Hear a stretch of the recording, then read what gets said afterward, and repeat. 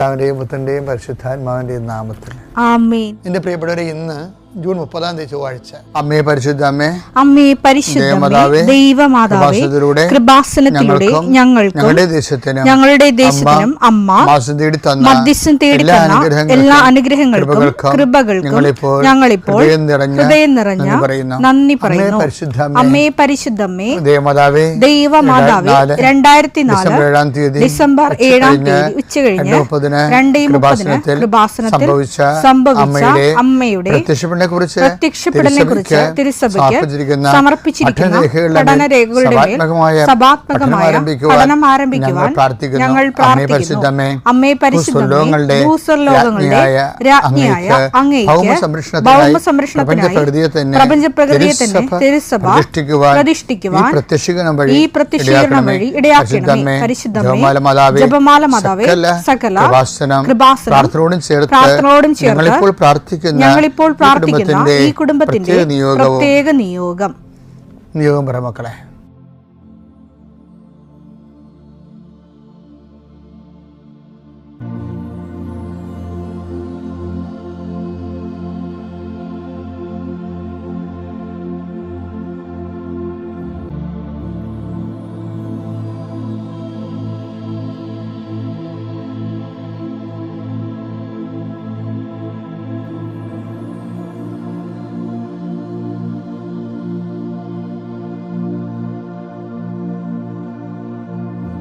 അമ്മയുടെ പ്രത്യക്ഷീകരണത്തിന്റെ ഈ അനുഗ്രഹവേളയിൽ ഞങ്ങൾക്ക് സാധിച്ചു തരുവാൻ കനിയണമേ. ആമേൻ. വിശ്വാസ പ്രമാണം. സർവശക്തനായ പിതാവും ആകാശത്തിന്റെയും ഭൂമിയുടെയും സൃഷ്ടാവുമായ ദൈവത്തിൽ ഞാൻ വിശ്വസിക്കുന്നു. അവിടുത്തെ ഏകപുത്രനും ഞങ്ങളുടെ കർത്താവുമായ ഈശോ മിശിഹായിലും ഞാൻ വിശ്വസിക്കുന്നു. ഈ പുത്രൻ പരിശുദ്ധാത്മാവിനാൽ ഗർഭസ്ഥനായി കന്യകാമറിയത്തിൽ നിന്ന് പിറന്ന് പൊന്തിയോസ് പീലാത്തോസിന്റെ കാലത്ത് പീഡകൾ സഹിച്ച് കുരിശിൽ തറയ്ക്കപ്പെട്ട് മരിച്ച് അടക്കപ്പെട്ട് പാതാളങ്ങളിൽ ഇറങ്ങി മരിച്ചവരുടെ ഇടയിൽ നിന്ന് 3-ാം നാൾ ഉയർത്ത് സ്വർഗത്തിലേക്ക് എഴുന്നള്ളി സർവശക്തിയുള്ള പിതാവായ ദൈവത്തിന്റെ വലതുഭാഗത്തിരിക്കുന്നു. അവിടെ നിന്ന് ജീവിക്കുന്നവരെയും മരിച്ചവരെയും വിധിക്കുവാൻ വരുമെന്നും ഞാൻ വിശ്വസിക്കുന്നു. പരിശുദ്ധാത്മാവിലും ഞാൻ വിശ്വസിക്കുന്നു. വിശുദ്ധ കത്തോലിക്കാ സഭയിലും പുണ്യവാന്മാരുടെ ഐക്യത്തിലും പാപങ്ങളുടെ മോചനത്തിലും ശരീരത്തിന്റെ ഉയർപ്പിലും നിത്യമായ ജീവിതത്തിലും ഞാൻ വിശ്വസിക്കുന്നു. ആമേൻ. സ്വർഗ്ഗസ്ഥനായ ഞങ്ങളുടെ പിതാവേ, അങ്ങയുടെ നാമം പൂജിതമാകണമേ. അങ്ങയുടെ രാജ്യം വരണമേ. അങ്ങയുടെ തിരുമനസ് സ്വർഗത്തിലെ പോലെ ഭൂമിയിലും ആകണമേ. അന്നു വേണ്ടുന്ന ആഹാരം ഇന്ന് ഞങ്ങൾക്ക് തരണമേ. ഞങ്ങളോട് തെറ്റ് ചെയ്യുന്നവരോട് ഞങ്ങൾ ക്ഷമിക്കുന്നത് പോലെ ഞങ്ങളുടെ തെറ്റുകൾ ഞങ്ങളോടും ക്ഷമിക്കണമേ. ഞങ്ങളെ പ്രലോഭനത്തിൽ ഉൾപ്പെടുത്തരുതേ, തിന്മയിൽ ഞങ്ങൾ രക്ഷിക്കണമേ. ആമേൻ. നന്മ നിറഞ്ഞ മറിയമേ, സ്വസ്തി. കർത്താവ് അങ്ങയുടെ കൂടെ സ്ത്രീകളിൽ അങ്ങ് അനുഗ്രഹിക്കപ്പെട്ടവളാകുന്നു. അങ്ങയുടെ ഉദരത്തിൻ ഫലമായി ഈശോ അനുഗ്രഹിക്കപ്പെട്ടവനാകുന്നു. പരിശുദ്ധ മറിയമേ, തമ്പുരാന്റെ അമ്മേ, പാപികളായ ഞങ്ങൾക്ക് വേണ്ടി ഇപ്പോഴും ഞങ്ങളുടെ മരണസമയത്തും തമ്പുരാനോട് അപേക്ഷിക്കണമേ. ആമേൻ. കർത്താവേ, നിന്റെ ഉന്നതമായ നാമത്തിന് സ്തോത്രം ചെയ്യും. കർത്താവേ, നിന്റെ വിശുദ്ധ പൗരോഹിത്യത്തെ മഹത്വപ്പെടുത്തണമേ. കർത്താവെ, സഭയിലുള്ള സാന്നിധ്യം പ്രകടമാക്കണമേ. 40 വർഷം ഞാൻ അർപ്പിച്ച കൃപാന്റെ യുഗതിയാണ്. കൃപാസ്ഥാനത്താറെ ജീവനോടെ പ്രത്യക്ഷപ്പെട്ട മാതാവിന്റെ മാധ്യസ്ഥം ഇന്ന് അങ്ങയുടെ മക്കളെ പ്രാർത്ഥന കൂടുന്ന എല്ലാ മക്കൾക്ക് വേണ്ടി പ്രാർത്ഥിക്കുകയാണ്. കർത്താവെ, മനസ്സ് വേദനിക്കുന്ന എല്ലാ വിഷയങ്ങളും, അവരുടെ മനസ്സ് വേദനിപ്പിക്കുന്ന എല്ലാ വ്യക്തികളും ഇപ്പോഴും ഈശോയുടെ നാമം നിർവീര്യമാകട്ടെ. കർത്താവെ, മനസ്സ് വിഷമിപ്പിക്കുന്ന സാഹചര്യങ്ങൾ, ചെയ്തെടുക്കേണ്ട ഉത്തരവാദിത്തങ്ങൾ, മറ്റുള്ളവർ നമ്മളെ പഴി പറയാൻ സാധ്യതയുള്ള എല്ലാ വിഷയത്തിൻ്റെ മേലും കർത്താവിൻ്റെ കരുണ ചൊരിയുകയും നിങ്ങളെ കർത്താവ് ഇന്ന് നിലനിർത്തി തരികയും ചെയ്യട്ടെ. നിങ്ങൾ പോകുന്ന വഴികൾ, കണ്ടുമുട്ടുന്ന വ്യക്തികൾ, ചെയ്യുന്ന കാര്യങ്ങൾ, യാത്ര ചെയ്യുന്ന വാഹനങ്ങൾ, ഒപ്പിടുന്ന പേപ്പറുകൾ, കൈമാറുന്ന രേഖകൾ, കഴിക്കുന്ന മരുന്ന് എല്ലാം മാതാവിൻ്റെ മധ്യസ്ഥതയിലെ യേശുനാമത്തിൽ അനുഗ്രഹിക്കപ്പെടുകയും നീ ദൈവത്തെ അനുഭവിക്കാൻ ഇന്ന് നിന്നെ സഹായിക്കുകയും ചെയ്യട്ടെ. നിത്യം പിതാവും പുത്രനും പരിശുദ്ധാത്മാവിനെ നീക്കുവാണ്. എൻ്റെ പ്രിയപ്പെട്ടവരെ, ഒരു വിശ്വാസി ജീവിതത്തെ സമീപിക്കുന്നതിന് വളരെ വിശ്വാസപരമായ അല്ലെങ്കിൽ സുവിശേഷ വിഹിതമായ ഒരു അപ്രോച്ച്, സമീപനമുണ്ട്.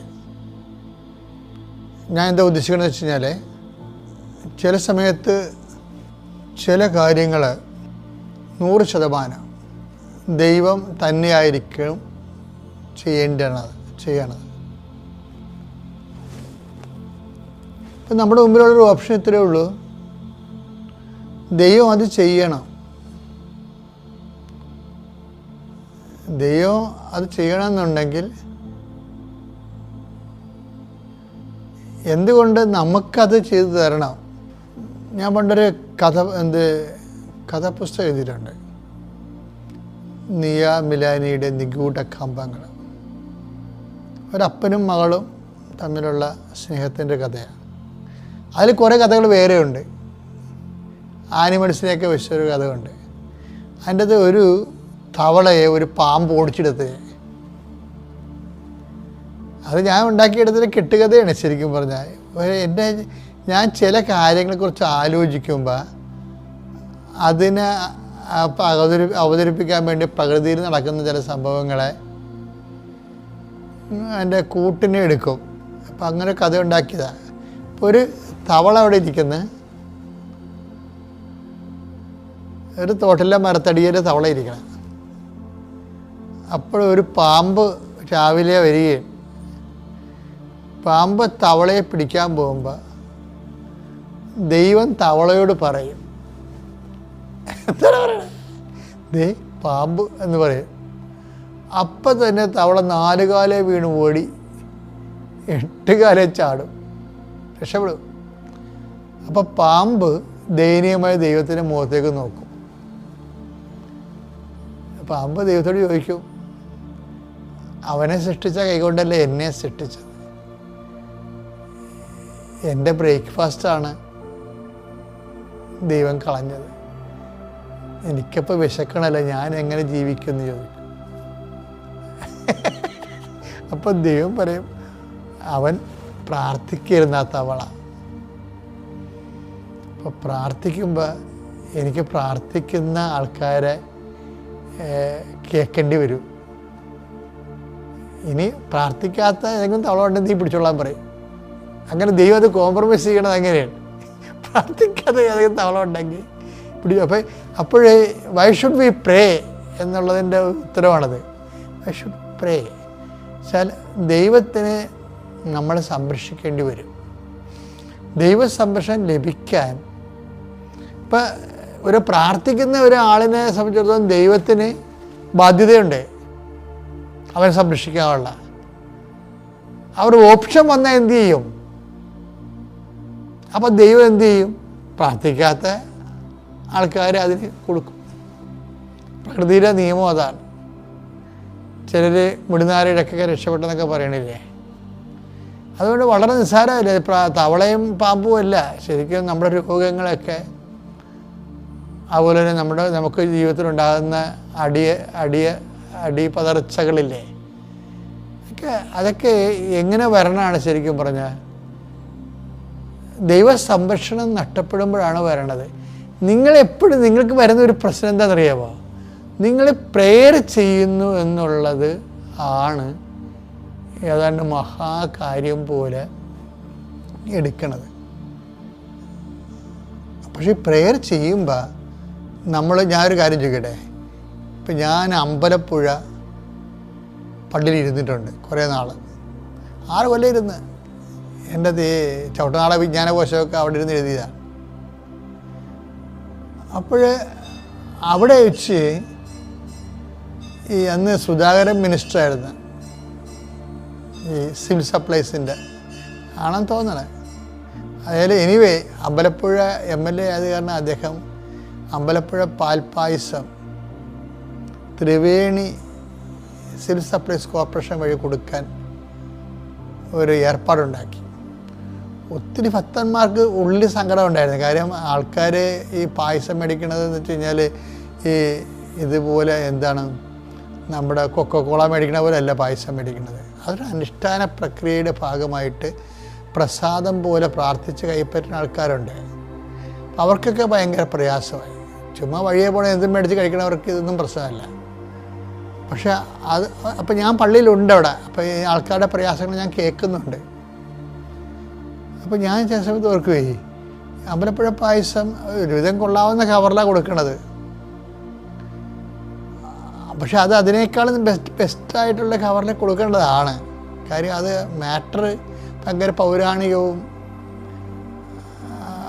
അത് ഒരു പ്രസാദത്തിൻ്റെ എല്ലാ പ്രസാദം കൊടുക്കുന്ന പോലെയൊക്കെ ആൾക്കാർക്ക് അതിൽ വിശ്വസിക്കുന്ന ആൾക്കാർക്ക് ഭയങ്കര അമൂല്യമാണ്. അപ്പോൾ അവർക്ക് അതുപോലെ പ്രസൻറ്റ് ചെയ്യേണ്ടതാണത്. ഞാൻ നിങ്ങളോട് ചോദിക്കണേ, ഈ അമ്പലപ്പുഴ പാൽപ്പായസമേ കോളാമ്പി തന്നാൽ എങ്ങനെ ഇരിക്കും? അപ്പം കാര്യം മനസ്സിലായില്ല. ഞാൻ നിങ്ങൾ കോളാമ്പി കൊടുക്കുക, അത് ഞാൻ ആക്ഷേപിച്ച് സംസാരിക്കുകയല്ല. അമ്പലപ്പുഴ പായസം കോളാമ്പി തന്നാൽ എങ്ങനെ ഇരിക്കും? അതൊരു സ്വർണ്ണപ്പാത്രത്തിൽ തന്നാൽ എങ്ങനെ ഇരിക്കും? അതാണ് രണ്ട് വ്യത്യാസം എന്ന് പറഞ്ഞാൽ. അതുപോലെ തന്നെയാണ് ഈ പ്രാർത്ഥിക്കുന്ന വ്യക്തി കോളാമ്പി പാർട്ടിയാണെങ്കിൽ എന്തു ചെയ്യും?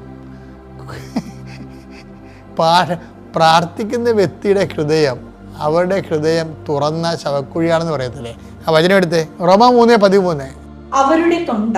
അവരുടെ തൊണ്ട തുറന്ന ശവക്കുഴി. ദ്വയാർത്ഥ പ്രയോഗങ്ങള്, തെറികള്, തന്തക്കുവിളികള്, തോന്നിവാസങ്ങള്, തങ്ങളെ പിടിച്ചിടം ജയിക്കാൻ വേണ്ടിയുള്ള എല്ലാ മലിന വാക്കുകളൊക്കെ ഉപയോഗിക്കുമ്പോൾ എന്താ ബൈബിൾ പറഞ്ഞത്? എന്താണ്? അവരുടെ തൊണ്ട തുറന്ന ശവക്കുഴിയാണ്. ഇപ്പം കയ്യിൽ ചതിപ്രയോഗമുണ്ട്, അതുപോലെ തന്നെ മലിനമസമായ ദ്വയാർത്ഥ പ്രയോഗങ്ങളുണ്ട്, അതുപോലെ തന്നെ തെറി പോലുള്ള തോന്നിവാസങ്ങൾ പറയുന്നവരാണെങ്കിൽ നിങ്ങൾ കോളാമ്പിയാണ് ശരിക്കും. അവിടെ ആ കോളാമ്പി കൊണ്ടുവന്ന് ദൈവത്തിന് പ്രാർത്ഥന കൊടുക്കുമ്പോൾ അമ്പലപ്പുഴ പാൽപ്പായസം കോളാമ്പി കൊടുക്കുന്ന പോലെ ഇരിക്കും. പാൽപ്പായസം എന്ന് പറഞ്ഞാലും ദൈവം അത് റിജക്റ്റ് ചെയ്യും. അപ്പോൾ നമ്മളെപ്പോഴും കേൾക്കണം, പ്രാർത്ഥിക്കുന്നതെന്ന് പറയുമ്പോൾ ഭയങ്കര റിസ്ക് പിടിച്ച പരിപാടിയാണ്. ഇപ്പം ഞാനൊക്കെ ചില സമയത്ത് ഭക്ഷണം കഴിക്കാൻ വരുമ്പോഴേ ഞാൻ പ്ലേറ്റ് മണത്ത് നോക്കും. കാരണം ധൃതിക്ക് കഴുകണമല്ലേ. ചില സമയത്ത് ഫ്രഷ് സ്മെല്ലുണ്ടാകത്തില്ല. ഇപ്പം നല്ല ഹോട്ടലിലൊക്കെ പോയി ഭക്ഷണം കഴിച്ചാൽ അവർ ആ ചൂടുവെള്ളത്തിലിട്ട് പ്ലേറ്റ് കൂടെ നമ്മുടെ മുമ്പ് വെക്കത്തുള്ളൂ. നമുക്ക് കോൺഫിഡൻസാണ്. അപ്പോൾ അതുപോലെ തന്നെ ഇത് വരുമ്പോൾ നമ്മളെന്ത് രണ്ടാമത് കഴുകും. അതിൻ്റെ അത് കണ്ടാമിനേഷൻ ഉണ്ടാകാതിരിക്കാനും ബാക്ടീരിയ ഒന്നും ഉണ്ടാകാതിരിക്കാൻ വേണ്ടിയാണ് അങ്ങനെ കഴുകണം. അല്ലാതെ ഇതുപോലെയാണ് നമ്മുടെ പ്രാർത്ഥനയിലും ബാക്ടീരിയ ഉണ്ടാകരുത്. പ്രാർത്ഥനയിൽ ബാക്ടീരിയ, പക്ഷേ ഈ ആൾക്കാരുടെ ഒരു കുഴപ്പം വെച്ചാൽ പകുതി മുക്കാൽ ആൾക്കാരുടെയും പ്രാർത്ഥനയിൽ ബാക്ടീരിയ ഉണ്ട്. അത് ബൈബിൾ പറയണത് തുറന്ന ശവക്കുഴി എന്ന് പറയുമ്പോൾ പിന്നെ എൻ്റെ അപ്പുറത്ത് വല്ലതും പറയാനുണ്ട്. അപ്പോൾ വളരെ അത്രയും ശ്രദ്ധിക്കുന്നുണ്ടെന്ന് മനസ്സിലായില്ലേ വചനം? അതുകൊണ്ട് നമ്മൾ ശ്രദ്ധിക്കണം. നമ്മളുടെ പ്രാർത്ഥനകൾ നല്ല പൊന്നിൻ്റെ താലത്തിൽ വെച്ച് ദൈവത്തിന് കൊടുക്കാൻ കഴിയണം. എന്നാൽ പിന്നെ പ്രാർത്ഥനയ്ക്ക് ഗ്യാരണ്ടിയായി. അതുകൊണ്ട് തന്നെ കാര്യങ്ങൾ നിവർത്തിക്കും. പിതാവിൻ്റെയും പുത്രൻ്റെയും പരിശുദ്ധാത്മാ